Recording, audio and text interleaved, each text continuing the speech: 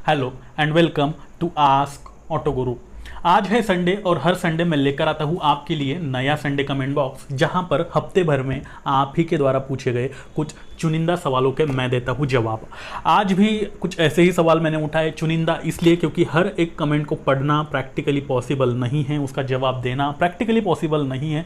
इसलिए गिने चुने कुछ ऐसे कमेंट्स मैं उठाता हूँ जो कि आपको कुछ सीखने को मिले और उनके जवाब देने में भी कुछ लाजिज हो। खैर बढ़ते ही आगे, और पहला जो सवाल आज के इस संडे कमेंट बॉक्स में पूछा है वो है नवीन सिंह बिश्त। ये पूछते हैं टायर में कट लग गया है जिसके कारण बाइक बार बार पंचर हो जाती है, मतलब तो क्या टायर बदल लेना चाहिए जबकि टायर अभी न्यू है। टायर नया है, टायर में कट लग चुका है। तो टायर अगर आपका ट्यूबलेस है तो टायर की बार बार हवा धीरे धीरे जाती है, इकट्ठा नहीं जाती है। ट्यूब टायर है तो ऑब्वियसली आपको उसे चेंज करना ही पड़ेगा। ट्यूब टायर में कट कितना लगा है, ट्यूबलेस टायर्स में कितना बड़ा कट है, मतलब ये कट के ऊपर डिपेंड करता है। और अगर आपने जैसे कहा कि आपकी बार बार हवा जा रही है तो एक बार आप पंचर, अगर छोटा सा मतलब ज़्यादा बड़ा कट नहीं है, छोटा सा कुछ चुभा हुआ है तो फिर काम चल सकता है आपका। उसमें पंचर किट आता है एक, वो खरीद के आप पंचर निकाल सकते हो, या फिर आप बाहर से कहीं पंचर 80 रुपये का या 90 रुपये का कुछ निकलता है ट्यूबलेस टायर का, वो निकाल सकते हो, उससे काम चल जाता है तो अच्छी बात है। और अगर उससे भी काम नहीं चलता है तो डेफिनेटली आपको टायर चेंज करना पड़ेगा। दैट इज़ रिस्की, अगर आप वैसे ही चलाते हो तो चेंज करना पड़ेगा। इस सवाल को उठाने का मेरा मकसद ये था कि ऐसा बहुत सारे लोगों को लगता है कि ट्यूबलेस टायर है मतलब बहुत खतरनाक है गाड़ी के लिए, उसका कुछ बिगड़ नहीं सकता, बाल भी बाका नहीं हो सकता। तो लोग ये भूल जाते हैं कि ट्यूबलेस टायर्स भी कमज़ोर होता है, मतलब उसमें भी प्रॉब्लम्स आते हैं।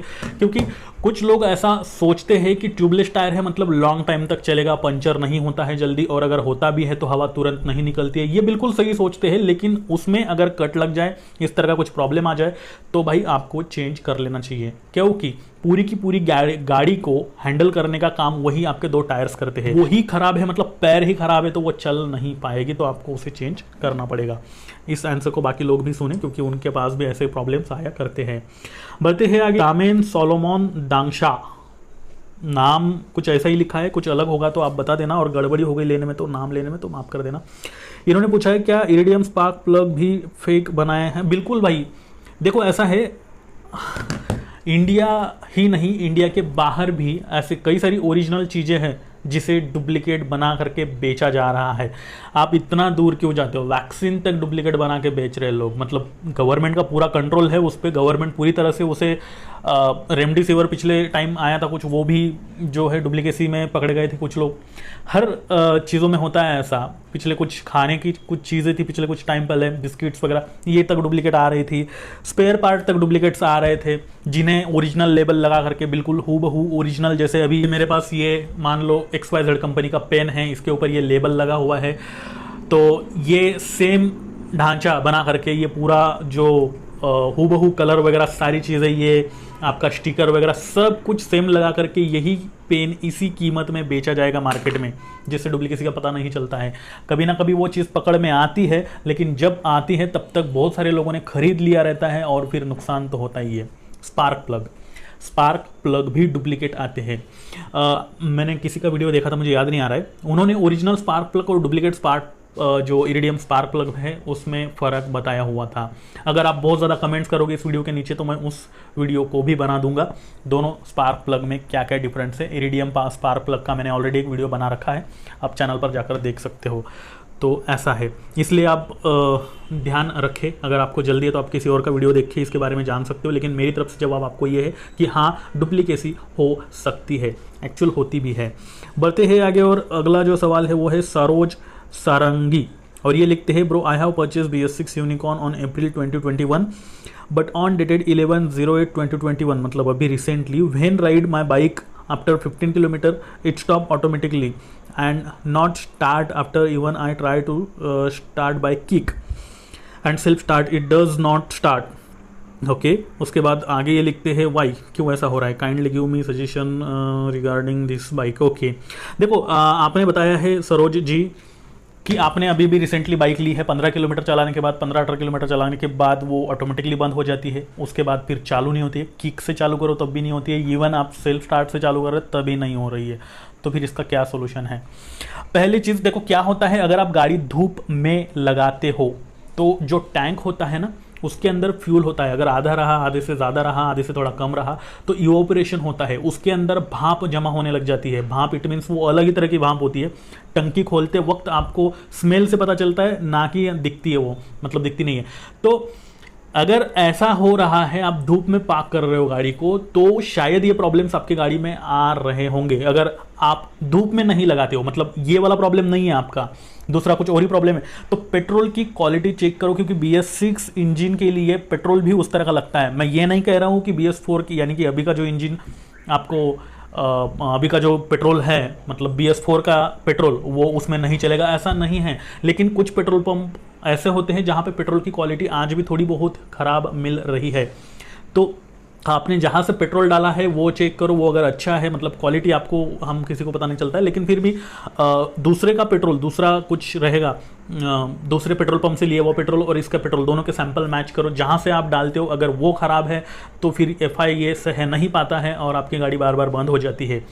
थर्ड, ऑक्सीजन सेंसर में हो सकता है कुछ दिक्कतें हो, कुछ गड़बड़ी हो, ये यहाँ से बैठ के मैं नहीं देख पाऊंगा, आप एक बार शोरूम में जाकर, सर्विस सेंटर में जाकर उसे चेक करवा लो। फोर्थ पॉइंट मेरा ये है कि हो सकता है आपके FI सिस्टम में ही कुछ गड़बड़ी हो। अब यहाँ पे गड़बड़ी कैसी पता चलेगी आपको, तो ये भी आपको सर्विस सेंटर जाकर ही पता चलेगा। तो ये सभी रीज़न हो सकते हैं अलग अलग तरह के, इसमें हो सकता है किसी एक रीज़न की वजह से आपके साथ ये वाली दिक्कतें आ रही हो, या फिर स्पार्क प्लग का प्रॉब्लम हो सकता है, या फिर आपका जो इंजन है वही कुछ ऐसा रिस्पॉन्ड कर रहा है, कुछ गड़बड़ी है उसमें। तो ये वाले चीज़ें हैं, ये जो पॉसिबिलिटीज़ थी, आपने जिस तरह से आपका प्रॉब्लम बताया है उस तरह से मैंने आपको सजेशंस जो है, सॉल्यूशंस जो है वो देने का ट्राई किया है। फिर भी मैं रिक्वेस्ट करूंगा आपसे, आप एक बार नियरेस्ट सर्विस सेंटर जा करके उसे जो भी है दिखा दो, हो सकता है वहाँ पे आपके प्रॉब्लम का पूरी तरह से सॉल्यूशन मिल जाए। बढ़ते हैं आगे। अगला जो क्वेश्चन है महेश पाटिल, ये लिखते हैं, I follow you since 1 year. Thank you very much Mahesh भाई। और पाटिल, ओके, तो ये आगे लिखते हैं, still confuse between Splendor and Platina, many said Platina not look good, is only for old people, reply me. Platina सिर्फ पुराने, यानी जो बूढ़े या फिर अंकल टाइप के लोग हैं उनके लिए है, इनका मानना है, मतलब महेश जी कहते हैं ऐसा, कुछ लोगों ने इनको कहा है ऐसा। उसके बाद स्प्लेंडर लूँ या फिर प्लैटिना लूँ, अभी भी कंफ्यूज है ये। 1 साल से ये मेरे फॉलोअर है, मैं जानता हूँ इनको, महेश पाटिल काफ़ी पुराने व्यूवर है हमारे, और लगभग हर एक वीडियो के नीचे इनकी कमेंट भी रहती है। महेश भाऊ, असं नाही आहे, तुम्हाला तसं वाटते की प्लॅटिना ही फक्त म्हाताऱ्या लोकांसाठी असते, जुन्या लोकांसाठी असते, ऐसा नहीं है, पुराने लोगों के लिए ही है, ऐसा बिल्कुल नहीं है ये। देखो क्या होता है ना, लुक ये एक सब्जेक्टिव मैटर होता है। हो सकता है मुझे इसका लुक काफ़ी अच्छा लगे, मैं इसके लुक का बिल्कुल डाई हार्ट फैन हूँ, किसी और को ये बिल्कुल भी ना अच्छा लगे, या फिर किसी और को बिल्कुल अच्छा लगे और मैं बिल्कुल घटिया सा लुक मेरे को लग रहा है उसका। तो ये डिफरेंट टाइप की पब्लिक जो होती है, अलग अलग लोगों को अलग अलग उनका नज़रिया होता है लुक के बारे में मैं बता रहा हूँ। बाकी परफॉर्मेंस के बारे में नो डाउट स्प्लेंडर है, प्लैटिना है, यहाँ पे किसी भी तरह का कोई कंपैरिजन नहीं हो पाएगा। कंपैरिजन अगर हो पाएगा तो वो एक चीज़ में हो जाएगा, राइडिंग कंफर्ट, जो कि प्लैटिना पे आपको ज़्यादा अच्छा मिलेगा, यानी कि सस्पेंशंस आपको अच्छे मिलेंगे। माइलेज जो कि प्लैटिना 100 में आपको ज़्यादा अच्छा मिलेगा, स्प्लेंडर में भी मिलेगा, लेकिन अपनी राइडिंग स्किल पे डिपेंड करता है। थर्ड, जो आपकी लॉन्ग राइड वाली जो आरामदायक जर्नी होती है वो प्लैटिना पे आपको अच्छी मिलेगी, स्प्लेंडर पे थोड़ा हेक्टिक सा महसूस होगा, पीठ में कंधों में दर्द महसूस होगा क्योंकि सस्पेंशंस। तो ऐसा है। लुक का मैंने बताया आपको, बाकी जो यूज़ होता है डेली बेसिस का वो मैंने बताया आपको। अगर आप लॉन्ग टर्म के लिए गाड़ी देख रहे हो, long term it means Platina भी लॉन्ग टर्म होती है, ऐसा नहीं है, यूज़ के ऊपर डिपेंड होता है। लेकिन आपका हेवी यूज़ है, आपको किसी भी तरह से आप गाड़ी यूज़ करते हो, मतलब खड्डों वाले रास्तों में चलाते हो, गड्ढों में चलाते हो, बिल्कुल रेव ज़्यादा करते हो, तो ऐसा अगर यूज़ है, गाड़ी पर वेट अक्सर बिठाया करते हो, ज़्यादा लंबी दूरी आपकी नहीं होती है, शॉर्ट राइड्स ही होती है आपकी 50, 55, 60 किलोमीटर के दौरान, तो ऐसे में फिर आप स्प्लेंडर ले सकते हो, जो कि काफ़ी अच्छी गाड़ी है। 25-26 सालों से भाई ये अपने सेगमेंट में राज चला रही है, तो आप इसकी अहमियत समझ सकते हो। रही प्लैटिना की बात, तो जैसे मैंने कहा कंफर्टेबल राइडिंग है, आपको माइलेज अच्छा खासा मिल जाता है, इंजन भी अच्छा है इसका, मतलब आपको इंजन का टाइम टू टाइम ख्याल रखना पड़ेगा, लॉन्ग टाइम तक चलेगी ये भी। तो आपका एक्चुअल पर्पज़ क्या है, आप कंफ्यूज मत हो, आपका एक्चुअल पर्पज़ क्या है, मैंने जो बताया उन दोनों में से जो भी आपके लिए मैच होता है आप खरीद सकते हो। लोगों का काम है कहना, लोग तो बस कहते ही रहते हैं, तो आप उनके ऊपर ध्यान मत दो, बस आपके हिसाब से गाड़ी आपकी, पैसा आपका, सब कुछ आपका है, फिर आप क्यों दूसरों की सोच रहे हो, है ना, वो है। बढ़ते हैं आगे। 360 बंगाली मस्ती इनके चैनल का नाम है शायद है, और इन्होंने क्वेश्चन किया है, आगा ऑयल महंगा होता फिर भी चेंज करना। भाई बंगाली बाबा, आप सोच समझ कर लिखा करो, मतलब मुझे स्पेलिंग बिल्कुल भी नहीं समझ में आ रही है। अगर ऑयल महंगा है तो फिर भी उसे चेंज करना पड़ेगा क्या? क्योंकि सेम ग्रेड कोई 400-1200 आता है, मतलब मैं बताता हूँ आपको क्या है इन्होंने पूछा हुआ। अगर ऑयल महंगा है तो भी क्या आपको 3000-3500 किलोमीटर के बाद चेंज करना है, या फिर सस्ता ऑयल है तो वही चेंज करना है? ऑयल की अलग अलग कैटेगरी होती है, सिंथेटिक होता है, सेमी सिंथेटिक होता है, फुल्ली सिंथेटिक, तो ऐसे अलग अलग तरह के ऑयल्स होते हैं। मैंने इसके ऊपर पर्टिकुलर एक वीडियो बनाया हुआ है, शायद ये इसी के नीचे की कमेंट है। तो अब आपका जो क्वेश्चन था कि महंगा ऑयल है, मान लो फुल्ली सिंथेटिक ऑयल है, तो क्या उसे भी चेंज करना चाहिए?